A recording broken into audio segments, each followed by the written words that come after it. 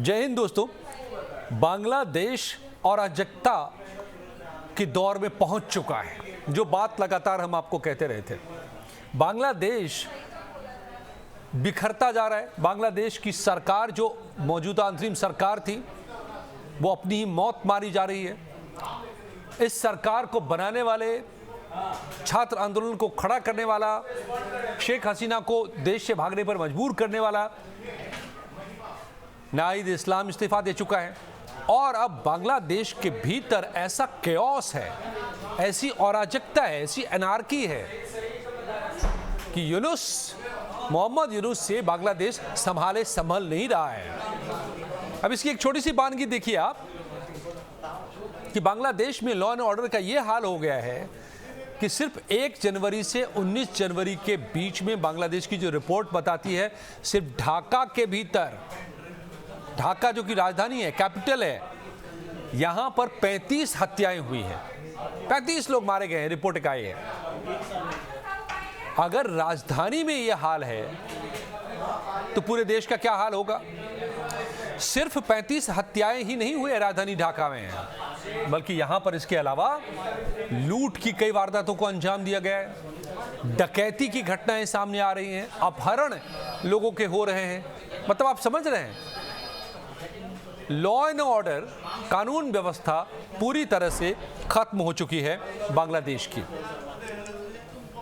और इस वजह से हो ये रहा है कि बांग्लादेश से अब तक जो सरकार में थे वो भाग रहे हैं, नई पार्टी हम बनाएंगे इस नाम पर, क्योंकि पता है उनको कि इससे नाहिद इस्लाम का क्यों वो छोड़ के अभी भी भागा पार्टी को। इस पर जरा गौर कीजिए।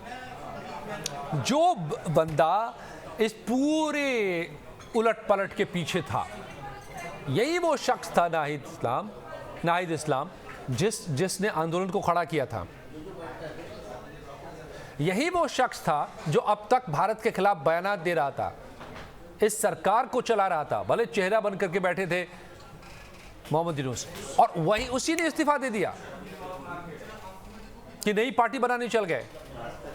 असल में उसको लग गया, समझ में आ गया कि अब और रहे कुछ दिन तो इतने बदनाम हो जाएंगे कि जो मंशा है पॉलिटिकल पार्टी बनाने की, वो धरी की धरी रह जाएगी, जनता ही हमें बाहर कर देगी।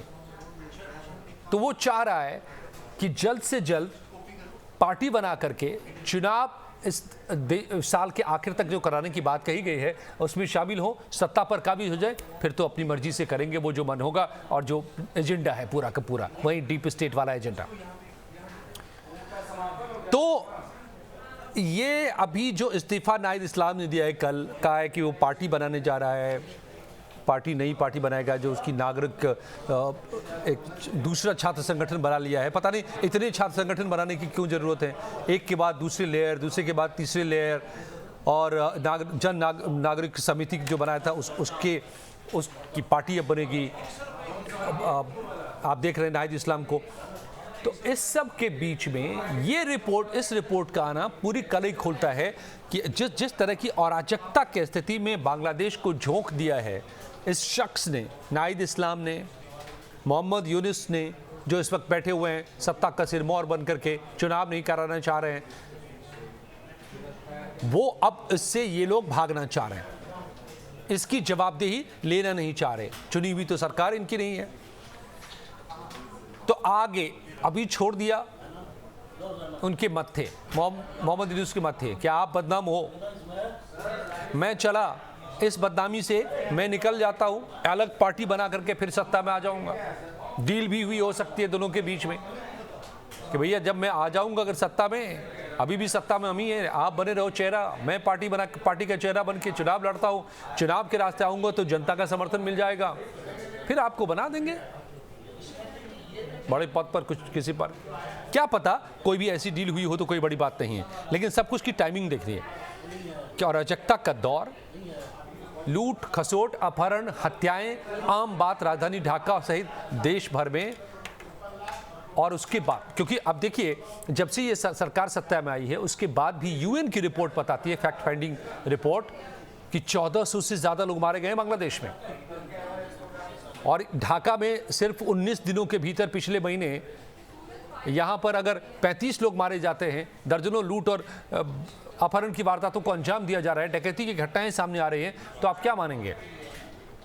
तो इससे बच करके एक अलग रास्ता अख्तियार करके कि हम पॉलिटिक्स में हैं, हम इससे बाहर हो गए, सरकार से जिम्मेदारी का पल्ला झाड़ करके, और इसीलिए भारत ने दो टूक कह दिया है कि कोई भी बात बांग्लादेश के साथ तभी होगी जब चुनी हुई सरकार होगी।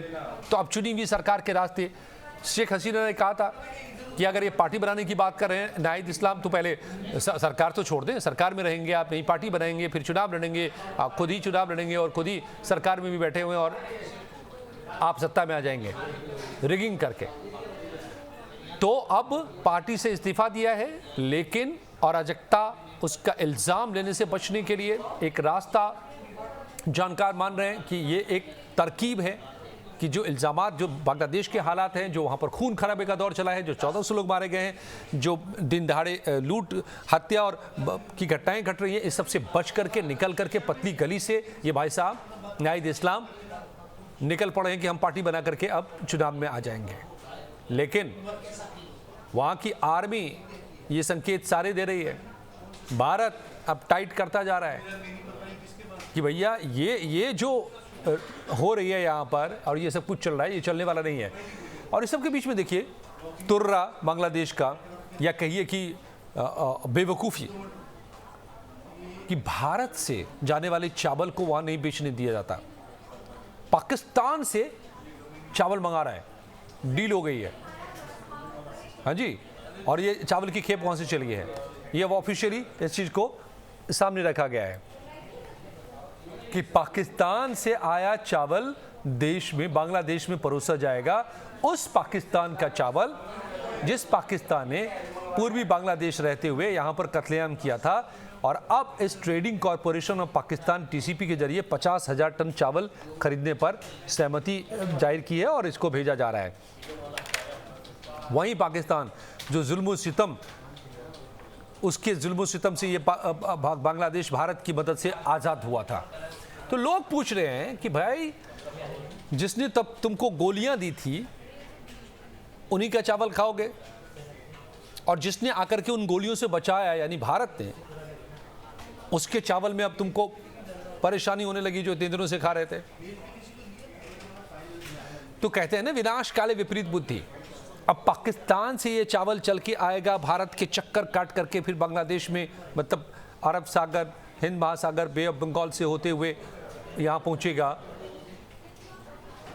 वो महंगा चावल कंगाल बांग्लादेश लोगों को खिलाने पर आमादा है भारत के चावल के बदले में, क्योंकि उसको बहुत प्यारा लगने लगा है। तो दरअसल बांग्लादेश या वहाँ की जनता को ये नहीं लग रहा है प्यारा पाकिस्तान। प्यारा कौन है? वो कट्टर, वो डीप स्टेट,